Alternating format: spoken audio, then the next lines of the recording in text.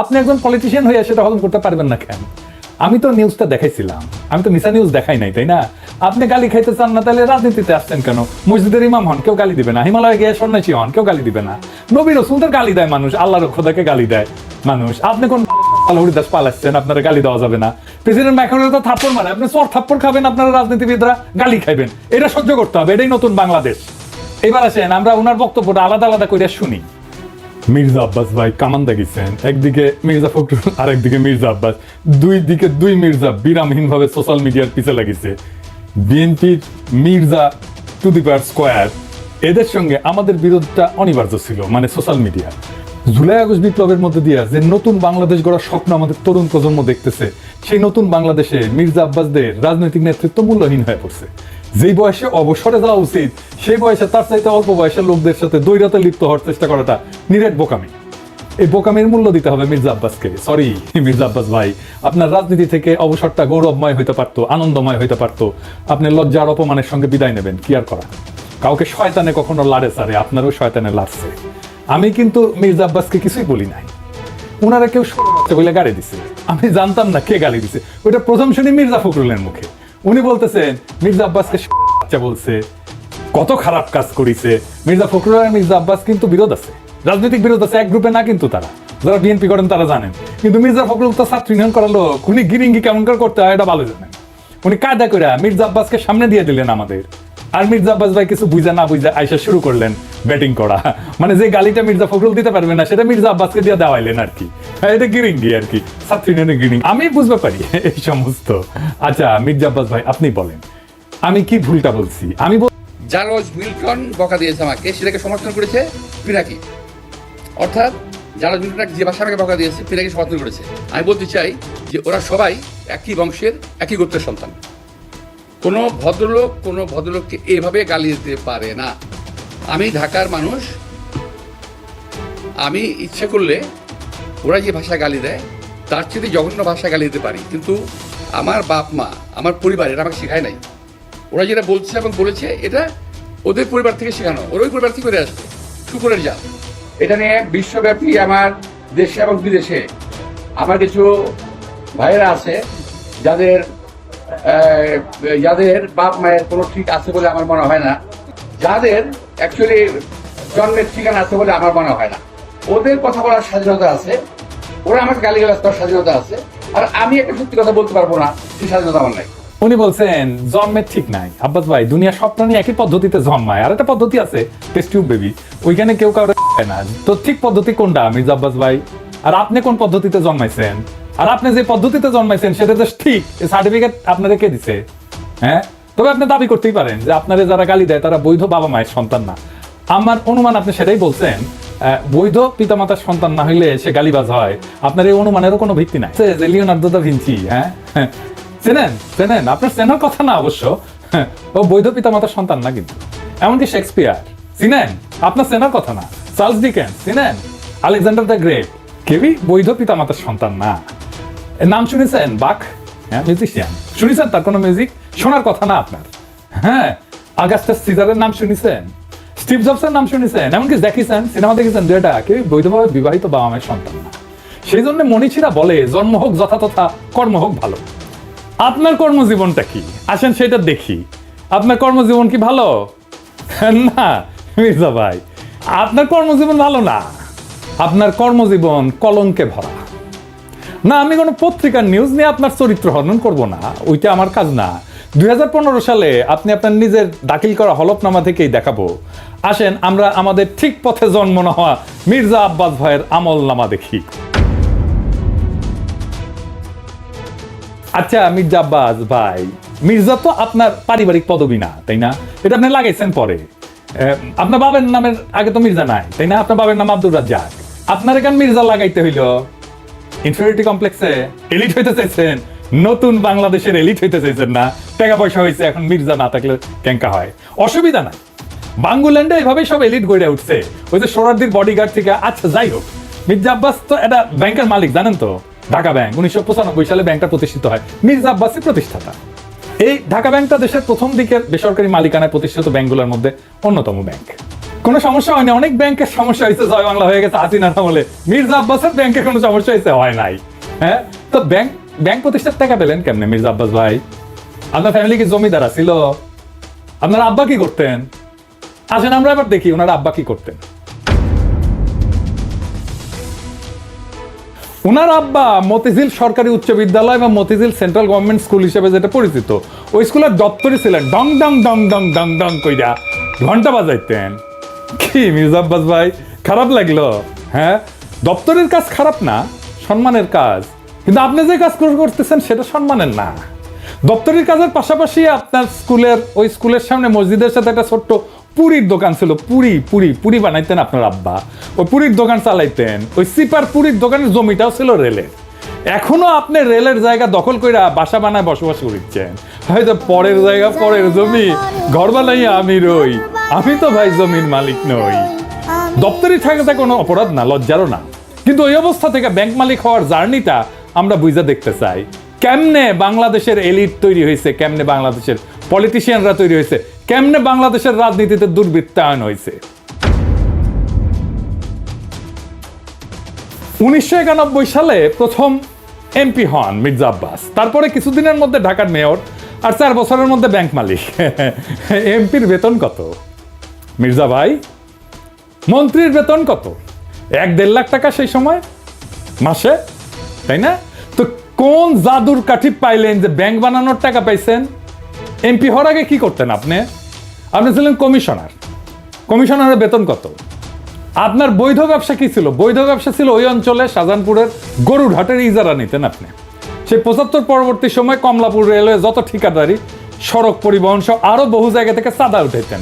চান্দা তোলাটা আপনার পুরানো অভ্যাস, তাই চান্দা তুলে আমাদের টাকা দিতে চায় যেন আমরা ইউটিউবিং ছাড়ি। শুনেন, ওরা ওই যে ইউটিউবের মধ্যে কি পয়সা কামানোর একটা রাস্তা আছে ওদের, সে পয়সা কামাই দিচ্ছে। আরে ভাই, পয়সা যদি লাগে আমাদেরকে বল, আমরা চাঁদা দিলে দিব না, অসুবিধা নাই তো। চান্দা তোলা ছাড়া আর কিছু করার যোগ্যতা মির্জা আব্বাস আপনার ছিল না কোনোদিন, কারণ উনি আবার দারুণ মেধাবী। আপনার ইউনিভার্সিটিতে পড়ার যোগ্যতা হয় নাই, সোহরাওয়ার্দী কলেজ থেকে 2nd ক্লাসের ডিগ্রি পাস করেছেন, এই যে সার্টিফিকেট আপনার দেখেছেন। আল্লাহ বাঁচাইছে, আর একটু কম হলে তো জাতির ফিতা হয়ে যেতেন। তো উনি নিজেই নিজের সার্টিফিকেট দাখিল করেছিলেন। যাই হোক, এই একাডেমিক কোয়ালিফিকেশন নিয়ে আপনার তো কেরানিরও চাকরি হইতো না কোথাও, বাংলাদেশেও না। আপনার তো কিছু করার ক্ষমতাই নাই।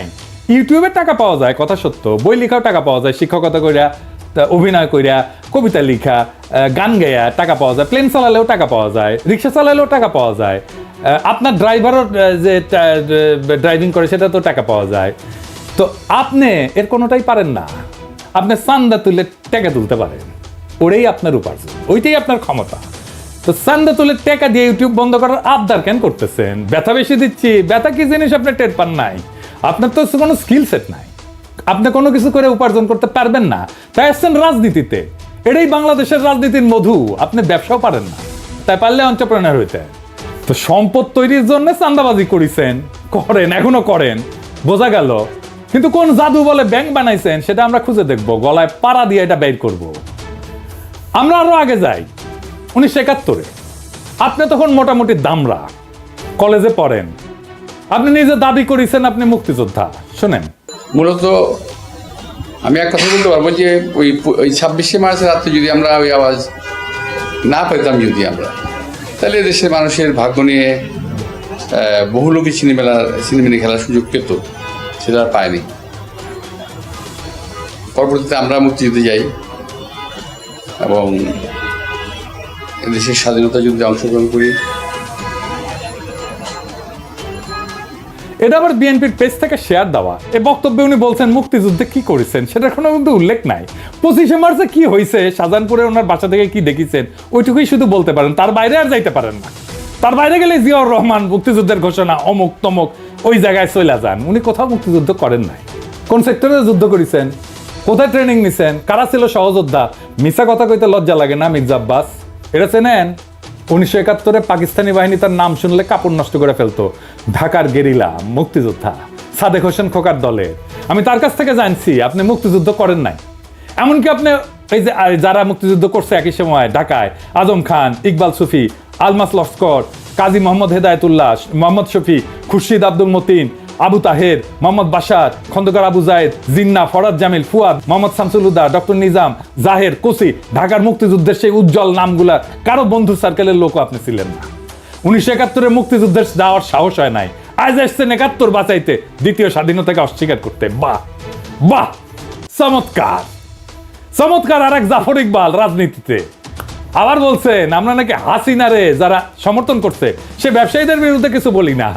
শুক্রের গ্রুপ ওরা কিন্তু দেখেন, ওরা শুধু রাজনীতিবিদদের পিছনে লেগেছে, কিন্তু যারা নাকি এই যে হত্যাকাণ্ড ঘটালো, এই যে ছাত্রদের হত্যাকাণ্ডটা ঘটালো, একটা বিশাল একটা ব্যবসায়ী গ্রুপ আছে না, আপনারা দেখেন নাই 3 তারিখে, 3 তারিখে আগস্টের 3 তারিখে যারা হাসিনার সাথে দেখা করেছিল, মিটিং করেছিল এবং বিভিন্ন ভাষায় তাকে এমনভাবে কথা বলেছিল যে হাসিনা খুন করতে উৎসাহিত হয়েছিল, তাদেরকে এমনভাবে প্রভোগ করা হয়েছিল যে হাসিনাকে খুন করতে উৎসাহিত করা হয়েছে। সেই লোকগুলোর সম্বন্ধে তারা কিছু বলে না, তারা কিছুই বলে না, তার মুখে কোনো শব্দ নাই। তো মির্জা আব্বাস কি শুক্রে 8 দিন হইলে আমার ভিডিও দেখেন, তিনি কি কাউরে ছাড়িছে? হাসিনা যখন ক্ষমতায় তখন একটা এপিসোডই করছে আলাদা করে ফ্যাসিবাদের সমর্থক ব্যবসায়ীদের, কিন্তু হাসিনা যাওয়ার পরে আপনার সামনে কেন সময় টিভির মাইক্রোফোনে দিতে চায় বড় কইরা দেখান, মাথার উপরে কেন চ্যানেল 24 এর লোগো? ওরা কি আপনার দুলাভাই লাগে নাকি আপনার চান্দা দেয়? আবার শোনেন, বলতেছে আমরা নাকি সবার পিছিয়ে লাগি। এই গোষ্ঠী কখনো বাংলাদেশকে স্থিতিশীল থাকতে দেবে না, কখনো আমার বিরুদ্ধে, কখনো ওর বিরুদ্ধে, কখনো তার বিরুদ্ধে লেগেই থাকবে। আপনারা অপেক্ষা করেন, কদিন পরে তারা ইউনুস সাহেবকে ধরবে।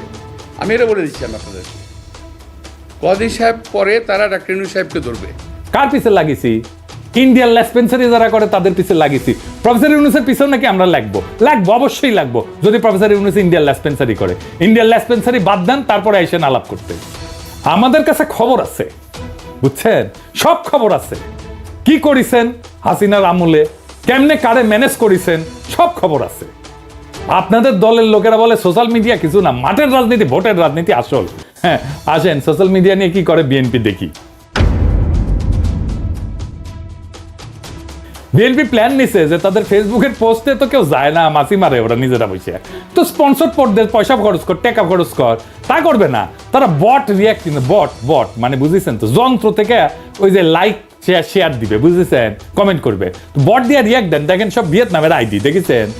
হ্যাঁ, আপনারা বিএনপির পোস্ট দেখবেন যে হাজার হাজার লাভ রিয়াক্ট পড়িছে, ভালোবাসা রে বন্যা বয়ে যাইতেছে, আপনারা প্রভাবিত হয়ে যাবেন। আরে বাপরা সর্বনাশ, ভালো কাজ করিছে তো, ভালো কথা, আমি একটা লাভ রিয়াক্ট দিয়ে দিই। মানুষের সাথে এরকম প্রতারণা করতে পারে কেউ? আওয়ামী লীগ এরকম প্রতারণা করে নাই জনগণের সাথে, বিএনপি যেটা করছে, দেখেছেন? এটাই আপনাদের জার্নি, এটাই বাংলাদেশের রাজনীতি। এরাই হয় মন্ত্রী, দলের শীর্ষ নেতা, আর একাডেমিক যোগ্যতায় কেরানি হয়ে যার জীবন পার করার কথা ছিল, সে হয় মন্ত্রী। যার উপার্জনের ধান্দাই হইতেছে কিভাবে অন্যরে ঠকাবে, আরেকজনকে অতিরিক্ত সুবিধা দেবে, অন্যরে বঞ্চনা করবে বা ভয় দেখায় উপার্জন করবে, চান্দা নেবে। আমি যদি 1 টাকা ইউটিউবে উপার্জন করি না, সেটা আমার ইনকাম ট্যাক্সের ফাইলে আছে, এটা আমার বৈধ উপার্জন। আমি 1 টাকা যদি খরচা করি, ওটাও দেখাইতে পারবো আমি কিভাবে এই 1 টাকা উপার্জন করছি। আপনি জিন্দেগিতে দেখাইতে পারবেন না কিভাবে আপনি ব্যাংক বানানোর টাকা পাইছেন, জিন্দেগিতে পারবেন না, চ্যালেঞ্জ দিলাম আপনাকে। আপনার বৈধ উপার্জন কি? আপনি নিজেই ঘোষণায় বলছেন বাড়ি ভাড়ার টাকা আর ব্যাংকে রাখা সঞ্চয়পত্র। বাড়ি ভাড়ার টাকা পেট চালান, বসে বসে খান, আর ব্যাংকে রাখা সঞ্চয়পত্র ওইটি থেকে সুদ আসে, এটা হইতেছে আপনার উপার্জন। তাও এটা আজকের কথা না, 10 বছর আগের কথা। লজ্জা লাগে না আপনার? হ্যাঁ, আমার প্রত্যেকটা পয়সা হালাল, আপনার প্রত্যেকটা পয়সা হারাম। আপনি দাবি করতে পারবেন আপনার প্রত্যেকটা পয়সা হালাল? পারবেন না। বুকে হাত দিয়া বলবেন, আল্লাহর কসম কাইটা বলবেন, দেখাই দেবেন আপনার উপার্জন কিভাবে হয়েছে, কেমনে আপনি ব্যাংক করছেন। আপনি কাউরে না কাউকে বঞ্চনা করে সুবিধা দেওয়া, ভয় দেখায় যে টাকা উপার্জন করছেন, সে উপার্জনের টাকা দিয়ে ক্যাডার পালেন, সে ক্যাডার ভোটে জিতায়, আর অনুপার্জিত টাকায় ভোট কিনা এমপি হয়ে যান আপনি। আপনার দলের লোকেরা ভোটের কথা বলে, ভোটের কথা গপ্প শুনেন না আমাদেরকে। নমিনেশন কিনতে হয় পার্টি থেকে, চান্দা দিয়া, তারপরে টাকা ছিটায় ভোট কিনতে হয়, কেন্দ্র দখল করতে হয়, জাল ভোট দিতে হয়, এই দিয়ে চলছে এতদিন। ভোটের শক্তির রোয়াব দেখায় না, ওই রোয়াব আমরা ফুটে করে দিতে পারি। জুলাই বিপ্লবের আকাঙ্ক্ষা ছিল এই বন্দোবস্তের পরিবর্তন, সত্যিকারের মেধাবীদের দিয়ে রাষ্ট্র চালানো। আপনার কোনো স্কিল নাই মন্ত্রী হওয়ার, আপনি রাষ্ট্র জিনিসটাই বোঝেন নাই, আপনি রাজনীতিও বোঝেন নাই। ক্ষমতা আপনার কাছে টাকা উপার্জনের মৌকা, আর কিচ্ছু না। মির্জা ফখরুল বলছেন আমরা কোথায় নিয়ে যেতে চাই দেশকে, শুনে সোশ্যাল মিডিয়াতে কিছু নতুন নতুন আমি বলি কুতুব আবির্ভূত হয়েছে। তারা বাংলাদেশকে কোথায় নিয়ে যেতে চায় আমি জানি না। আমরা দেশ থেকে ফ্যাসিবাদের সমস্ত কলঙ্ক চিহ্ন মুছবো, আমরা বাংলাদেশে ভারতের তালুকদারি বন্ধ করব, চিরতরে আমরা বাংলাদেশে একটা সাম্যের ইনসাফের রাষ্ট্র করব। আপনারা মির্জা ফখরুল সেই স্বপ্নের সামনে বাধা হয়ে দাঁড়ায় আছেন। দেশের জনগণ জানে, বুঝতে পারে প্রফেসর ইউনূসকে কেন তাড়ানোর চেষ্টা করতেছে, কেন দ্রুত নির্বাচন চান।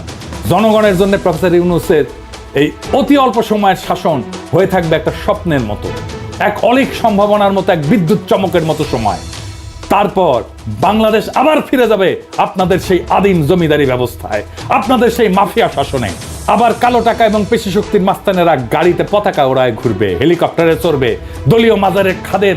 আবার আমাদের ভয়ে ভয়ে বাঁচতে হবে। ক্ষমতার অঙ্গুল হেননের নিয়ত নির্দিষ্ট হবে আমাদের মতো ছোটখাটো মানুষদের। আমরা জানি আমাদের দাসের জীবন, আমরা পুতুল নাচের রীতিকথার দুর্ভাগ্যপীড়িত জাতি, সমাজের সবচেয়ে অযোগ্য, অশিক্ষিত, দাম্ভিক, অসৎ মানুষের বড় গলা শোনা ভয়ের রাজ্যে জীবন মৃত আমরা জানি আপনাদের বসংবৎ কোটাল পুত্রের ভিন্ন মতের আগাছা কেটে ফেলার অভিযানে আমরা যে কোনো সময় কচু কাটা হয়ে যেতে পারি। আমাদের জীবন মিথ অফ সিসিফাস। সিসিফাসের গল্প জানেন? আর এক অভিশপ্ত জীবন ছিল। পাহাড়ের নিচ থেকে পাথর ঠেলে ঠেলে ঠেলে ঠেলে যখন সে উপরে নিয়ে যায় একেবারে চূড়ায়, তারপর আবার সেই পাথরটা নিচে পড়ে, আবার তার ঠেলে ঠেলে ঠেলে ঠেলে উপরে নিয়ে যেতে হয়। এটাই তার অভিশপ্ত জীবন। আমাদেরও বাংলাদেশের নাগরিকদের জীবন মিথ অফ সিসিফাস। আমাদের অভিশপ্ত জীবন সিসিফাসের মতো। আমাদের সন্তানেরা বারবার রক্ত দিবে এই আর ক্ষমতার রাক্ষস তাড়াইতে, আবার নতুন রাক্ষস এসে দখল করবে জনপদ। আমাদের আসলেই কোনো মুক্তি নাই। কিন্তু মির্জা আব্বাস মনে রেখেন, পৃথিবীতে যদি একজন মানুষও থাকে এই নষ্ট দুর্বৃত্তের রাজনীতির মুখোশ খুলে দেবে, সেটা আমি। ঈদের জামাতে যারা প্রফেসর ইউনূসের হাত ছুঁইছে তারা বলছে আকুল ভাবে সারার 5টা বছর থাকে, কারণ তারা জানে ওই লোকটা তাদের মানুষের মর্যাদা দিছে। বেশি দিন লাগে নাই, মাত্র 7-8 মাস। মানুষ তার বিপুল সম্ভাবনা আর তাদের অফুরন্ত শক্তির খোঁজ পাইছে। জাতির প্রাণ শক্তি জায়গা উঠছে। এটাই বিপ্লব। আমরা এই পরিবর্তনের জন্য জান লড়াই দিছি, এই জন্য আমাদের বাচ্চারা জীবন দিছে জুলাই আগস্টে। এটাই বিপ্লবের রুহানি প্লাবন। সেই বিপ্লবের আইকন আজকে প্রফেসর ইউনূস। জনতার স্বপ্নের সামনে বাধা হইয়া দাঁড়াইলে জনতাই আপনাদেরকে রুখে দেবে। সেই দিন বুঝবেন সোশ্যাল মিডিয়া কি জিনিস। আপনারা ক্ষমতায় আসতে পারেন, কিন্তু কোনোভাবেই এই স্বপ্নের সময় প্রফেসর ইউনূসের করে দিয়ে যাওয়া অর্জনকে অতিক্রম করতে পারবেন না। আপনাদের সেই পরাজয় গাথা এখনই লেখা হয়ে গেছে, প্রত্যেক দিন লেখা হচ্ছে। এই নতুন বাংলাদেশের স্বপ্নে যারা অন্তরায় হয়ে দাঁড়াইছে তাদের ভবিষ্যৎ অনিবার্যভাবে ম্লান। ইতিহাসের নিয়মে জনগণের ইচ্ছার বিপরীতে দাঁড়ানো মানেই পরাজয়। মির্জা আব্বাস এবং তার মতো নেতৃত্বের অবসান অনিবার্য। আমরা জানি এই লড়াই শুধু ক্ষমতার না, এই লড়াই ইনসাফের, সাম্যের, মুক্তির। আমাদের তরুণ প্রজন্ম আজ যে নতুন বাংলাদেশের স্বপ্ন দেখছে, যেখানে দুর্বৃত্তের রাজনীতি, চাঁদাবাজির আধিপত্য কিংবা ক্ষমতার দম্ভের কোনো স্থান নাই, সেখানে থাকবে সৎ, মেধাবী, প্রগতিশীল নেতৃত্ব। প্রফেসর ইউনূস এই নতুন স্বপ্নের প্রতীক। তার নেতৃত্বে যে নতুন দেশ গড়ার লড়াই শুরু হয়েছে, তা জনতার হৃদয়ে আর এক বিপ্লবের আগুন জ্বালায় দিছে। এই আগুন নিভে যাওয়ার না। জনতা জানে, জনগণ জানে এই পরিবর্তন তাদের জীবনের, তাদের ভাগ্যের, তাদের সন্তানের ভবিষ্যতের প্রশ্ন। মির্জা আব্বাস কিংবা তার মতো অতীতের রাজনীতির নেতাদের কাছে আমাদের একটাই বার্তা, সময় বদলাইছে, জনতার স্বপ্নকে দমায় রাখা যাবে না। নতুন বাংলাদেশে মিথ্যা, দুর্নীতি, ক্ষমতার অপব্যবহার থাকবে না। আমাদের লড়াই চলবে জুলাই আগস্ট বিপ্লবের প্রকৃত অর্থ বাস্তবায়ন না হওয়া পর্যন্ত। এই নতুন বাংলাদেশের স্বপ্ন বাস্তবায়নের পথে প্রত্যেকটা বাধাকে পেরায় আমরা আগায় যাব একটা সত্যিকারের স্বাধীন, সাম্যের, ইনসাফের, মানবিক বাংলাদেশের পথে। ইনকিলাব